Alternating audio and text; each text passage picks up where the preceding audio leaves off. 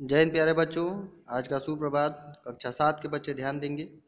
अभी तक हम लोगों ने पाठ 10 का अध्ययन किया। पठन कार्य, अभ्यास प्रश्न और उसके पश्चात व्याकरण संभाग के जो कुछ टॉपिक थे उन पर हमने चर्चा की। उसके जुड़े हुए अभ्यास प्रश्नों को भी हल किया। अब हम आगे बढ़ेंगे अपने अध्याय की ओर। पाठ 11 जो दिया गया है संस्कृति और सभ्यता, ये आपका दिया गया है पृष्ठ संख्या 72 पे। पृष्ठ संख्या 72 आप अपनी जो टेक्स्ट बुक है, पाठ्य पुस्तक है हिंदी वॉल्यूम 2 की, उसे आप खोल लेंगे। उसमें संस्कृति और सभ्यता के बारे में दिया गया है कि इंसान के जो पूर्वज थे वो कैसे रहते थे, पशु पक्षियों और मनुष्य में क्या अंतर है, किसी पशु पक्षी को वस्त्र पहने या खाना खाते आपने देखा है कि नहीं देखा है। इन सब जो जिज्ञासा परक जो प्रश्न है इनका उत्तर आपको मिलेगा इस पाठ के पठन कार्य में। इसमें दिया गया है, आओ पढ़े में, संस्कृति और सभ्यता ये दोनों दो शब्द हैं और इनके मायने भी अलग अलग हैं। सभ्यता मनुष्य का वह गुण है जिससे वह अपनी बाहरी तरक्की करता है। सभ्यता के द्वारा मनुष्य अपनी बाहरी तरक्की करता है, यानी जो दिखने वाली चीज़ें होती हैं जिनकी तरक्की करता है। और संस्कृति मनुष्य का वह गुण है जिससे वह अपनी भीतरी यानी आत्मिक, अपनी आत्मा का, अपने चरित्र का उन्नति करता है। दया, ममता, परोपकार सीखता है। दया आप जानते ही हैं महर्षि, ममता यानी पुत्र और पिता, पुत्र और माता के बीच में ममता का, और परोपकार, पर धन उपकार से बना है आपका परोपकार, यानी दूसरे का उपकार सीखता है। गीत नाद, गीत नाद, गीत यानी संगीत, म्यूजिक जो आप जानते हैं, नाद यानी उसकी आवाज़ यानी संगीत की गूंज। कविता, चित्र और मूर्ति से आनंद लेने की योग्यता हासिल करता है, यानी सारी वस्तुओं से, भौतिक वस्तुओं से, अभौतिक पदार्थों से, अभौतिक अनुभवों से, उससे मनुष्य क्या करता है, आनंद लेता है अपना। और उसके पश्चात है नई पंक्ति जो आपकी शुरू हो रही है। एक समय, यहाँ देख रहे हैं आप गुफा में चित्र है, उसमें एक मनुष्य है, उसके हाथ में, एक हाथ में देख रहे हैं आप कि कुछ पत्थर का जैसा चीज़ है, उसने कुछ कमर पे लिपटा हुआ है, लपेटा हुआ है, बाकी सारा शरीर उसका नग्न है। ये हमारे पूर्वज थे जिन्हें हम आदि मानव कहते थे। उसके एक हाथ में आप देख रहे हैं कि किसी पशु का जो मृत शरीर है वो खींच के ले जा रहा है।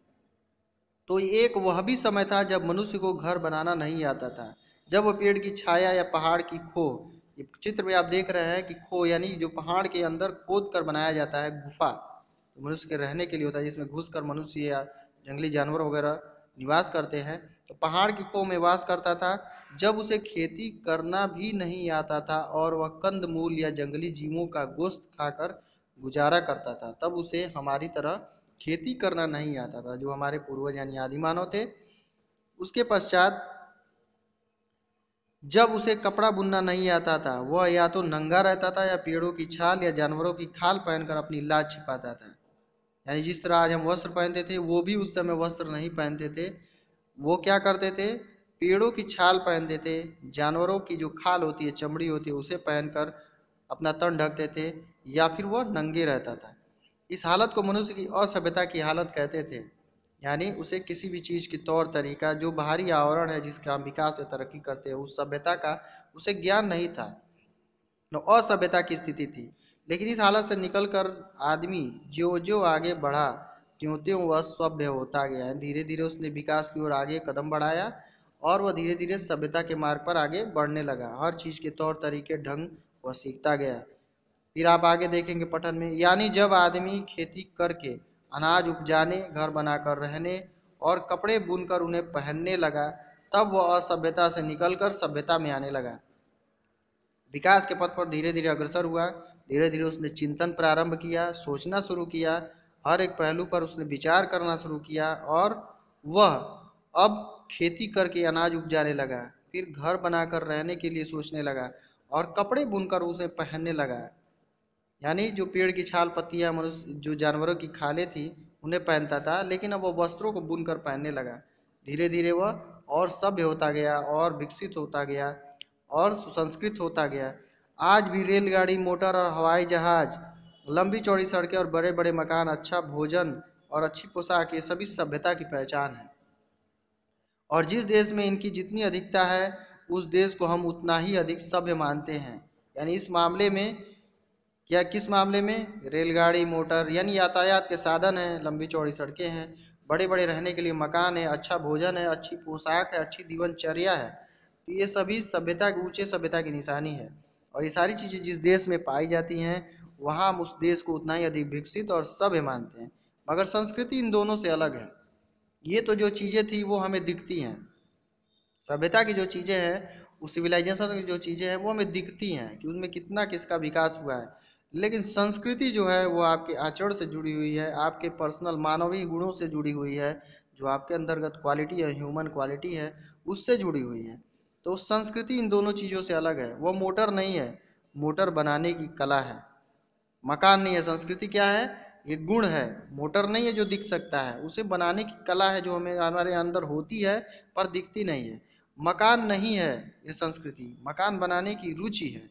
अच्छा भोजन का सामान हम सभ्यता के जरिए पैदा कर सकते हैं।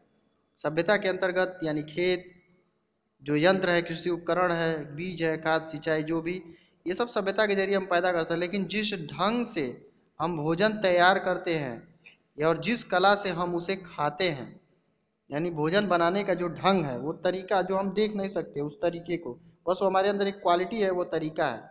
और हम उसे जिस तरह से खाते हैं, एक सलीके के साथ, एक ढंग से हम खाते हैं, वो हमारी संस्कृति कहलाती है। ये सब हमारी तहजीब, हमारी आचरण, हमारा व्यवहार, ये हमारी संस्कृति है। प्रत्येक सभ्य आदमी सुसंस्कृत भी होता है। सुसंस्कृत मीन्स होता है, सु मीन्स होता है सुंदर, संस्कृत यानी सुंदर संस्कारों से युक्त, संस्कार से बना है संस्कृत, यानी संस्कार, सुंदर संस्कारों से युक्त जो है वो सुसंस्कृत होता है, जिसका आचरण अच्छा हो, जो शिष्ट व्यवहार, विनय व्यवहार करने वाला हो। ऐसा नहीं कहा जा सकता है, क्योंकि अच्छी से अच्छी पोशाक पहनने वाला आदमी भी तबीयत से नंगा हो सकता है। संस्कृत सुसंस्कृत आदमी किसको हम कह सकते हैं? जिसका आचरण, बात, व्यवहार सब कुछ एक सलीके का हो, एक बेहतर हो, बेहतर मनुष्य वो हो, तो उसे सुसंस्कृत हम कह सकते हैं। लेकिन कभी कभी ऐसा होता है कि कुछ मनुष्य जो होते हैं अच्छी पोशाक ऊपर से धारण किए रहते हैं, बहुत अच्छा दिखते हैं, बाहरी आवरण उनका बहुत अच्छा दिखता है, लेकिन उसकी सोच, उसकी विचार, उसके आचरण, उसके व्यवहार नंगा होना का मतलब है कि बुरी, उसके जो आचरण विचार हैं वो क्या बुरे हैं। और नंगा होना संस्कृति के खिलाफ है, यानी गलत या बुरा आदमी होना हमारी संस्कृति के, हमारे आचरण, हमारी मानवीय सभ्यता संस्कृति के खिलाफ है। संस्कृति धन नहीं है, यह गुण है, क्वालिटी है। संस्कृति ठाट बाट नहीं, विनय और विनम्रता है। यह जो ठाट बाट, जो राशि ठाट बाट, जो सुख समृद्धि ऐश्वर्य जो हम देखते हैं किसी के पास भी होता है, वो अरे वो गाड़ी से है, उसके पास इतना बड़ा घर है, बंगला है, मकान है, नौकर चाकर है, ये सब ठाट बाट नहीं है। वो आपके अंदर क्या मानवीय गुण है, विनम्रता है, विनय है, यानी जिसके द्वारा लोग, जिसके माध्यम से लोग आपकी तरफ खींचे चले आते हैं, आपके तरफ दौड़े चले आते हैं, आपकी बातों से प्रभावित होते हैं, यही गुण और विनम्रता है। एक कहावत है कि सभ्यता वह है जो हमारे पास है, लेकिन संस्कृति वह गुण है जो हम में छिपा हुआ है।